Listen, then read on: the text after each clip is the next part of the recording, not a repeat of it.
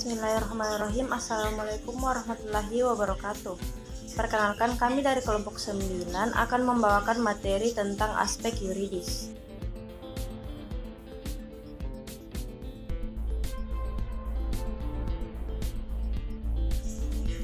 Saya sebagai pemateri pertama atas nama Indi dengan NIM 9050012019 akan membahas materi tentang pengertian aspek yuridis.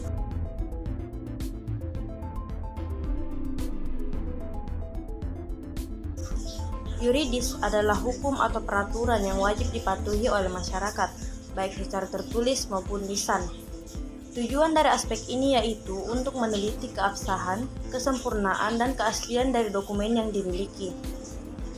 Penelitian ini sangat penting dilaksanakan sebelum usaha dijalankan, maka segala prosedur yang berkaitan dengan izin-izin dan berbagai persyaratan harus lebih dahulu terpenuhi.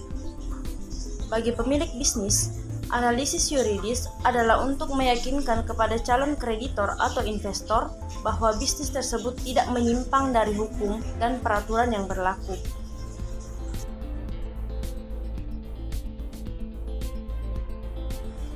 Selanjutnya yaitu siapa saja pelaku bisnis. Pelaku atau pelaksana bisnis pembahasannya terbagi menjadi dua. A. Bentuk badan usaha. Pertama, perusahaan perseorangan, yaitu perusahaan yang diawasi dan dikelola oleh seseorang.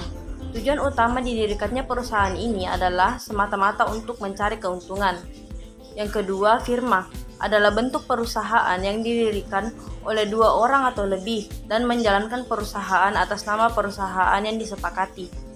Yang ketiga, perseroan komanditer, merupakan persekutuan yang didirikan atas dasar kepercayaan. Yang keempat, perseroan terbatas adalah badan hukum yang paling banyak diminati dan digunakan oleh para pengusaha karena badan hukum jenis ini memiliki banyak kelebihan. Yang kelima, perusahaan negara adalah perusahaan yang bergerak di bidang usaha yang modalnya keseluruhan adalah milik negara. Tujuannya untuk membangun ekonomi nasional menuju masyarakat yang adil dan makmur. Yang keenam, perusahaan daerah adalah perusahaan yang didirikan dengan peraturan daerah. Sebagian besar atau keseluruhan modalnya adalah milik pemerintah daerah yang dipisahkan dari harta kekayaan tunggal, kecuali dengan ketentuan lain berdasarkan undang-undang. Yang ketujuh, yayasan merupakan badan usaha yang tidak bertujuan mencari keuntungan, akan tetapi lebih menekankan kepada tujuan sosial.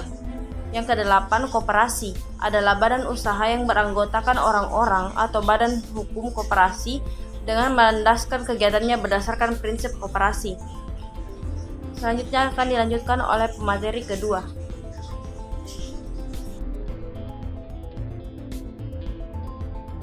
Saya Adina Rasti dengan NIM 905001201006. Baiklah, saya akan melanjutkan materi berikutnya yaitu identitas pelaksana bisnis.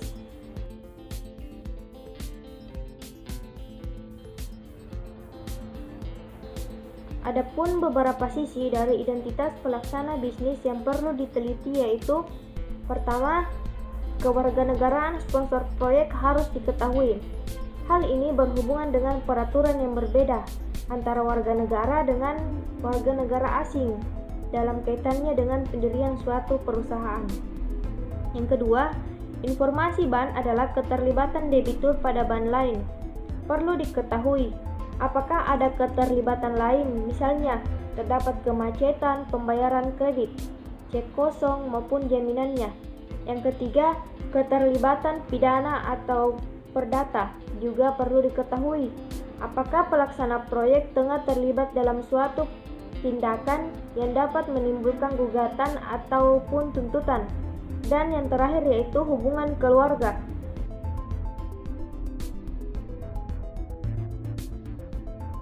Selanjutnya yaitu bisnis apa yang akan dilaksanakan. Sebelum dilaksanakan, bisnis juga perlu dikaji agar kita mengetahui apakah bisnis tersebut dilarang atau tidak. Adapun beberapa sisi yang perlu dianalisis adalah: pertama, bidang usaha. Paling tidak bidang usaha dari proyek yang akan dibangun harus sesuai dengan anggaran dasar perusahaan. Yang kedua, fasilitas. Apabila proyek akan mendapat fasilitas tertentu, maka perlu diselidiki apakah kepengurusannya telah selesai secara sah. Dan yang ketiga, gangguan lingkungan. Proyek yang akan dibuat perlu memperhatikan lingkungan sekitar tempat proyek berada. Dan yang terakhir yaitu pengupahan. Proyek yang membutuhkan tenaga kerja dengan skill rendah biasanya tidak kesulitan memperolehnya, dan mereka pun mau dibayar dengan rendah. Demikianlah materi dari saya. Selanjutnya akan dibawakan oleh teman saya.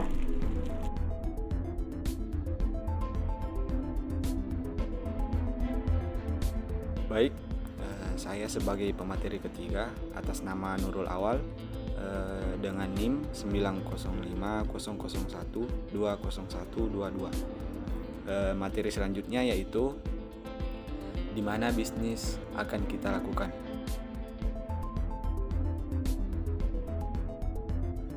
Hal-hal yang perlu diperhatikan dalam menentukan lokasi proyek di sini maksudnya adalah yang pertama, perencanaan wilayah. Lokasi proyek harus disesuaikan dengan rencana wilayah yang telah disesuaikan oleh pemerintah agar mudah mendapatkan izin-izin yang diperlukan. Di samping itu, juga diperhatikan perakiraan situasi dan kondisi lokasi proyek dalam waktu yang akan datang. Kemudian yang kedua, status tanah. Kepemilikan tanah proyek harus jelas. Peneliti dapat mencari informasi tentang status tanah, misalnya dengan menghubungi kantor Badan Pertahanan Nasional setempat.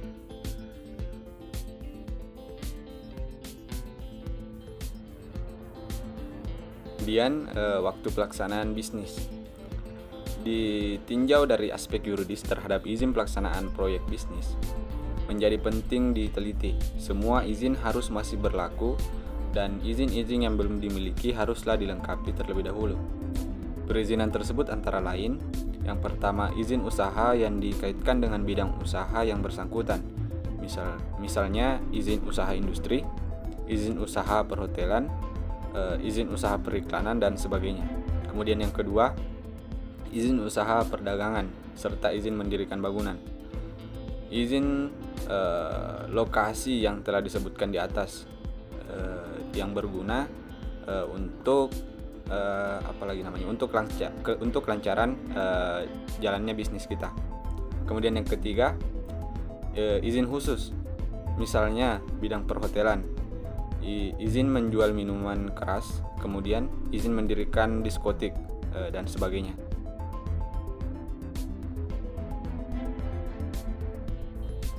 Lanjut pada materi peraturan dan perundang-undangan. Peraturan pemerintah berkaitan dengan aspek yuridis yang harus dipatuhi dalam pendirian suatu usaha, antara lain yang pertama, Undang-Undang Nomor 40 Tahun 2007 tentang perseroan terbatas. Yang kedua, Peraturan Perundang-undangan Nomor 63 Tahun 2008 tentang yayasan.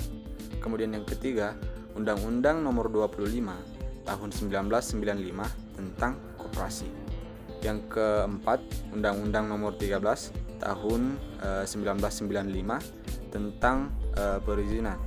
Kemudian yang kelima, Peraturan Menteri Perdagangan RI Nomor 13 /M hubung DAG /POR /3 2016 tentang ketentuan dan tata cara penerbitan surat izin usaha penjualan langsung. Kemudian yang keenam, Undang-Undang Nomor 19 Tahun 2003 tentang Badan Usaha Milik Negara. Kemudian yang ketujuh, Undang-Undang Nomor 5 Tahun 1962 tentang Perusahaan Daerah.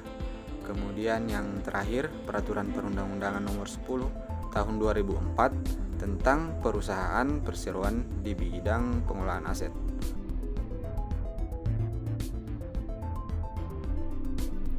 Baik, itulah pemaparan materi dari kelompok kami.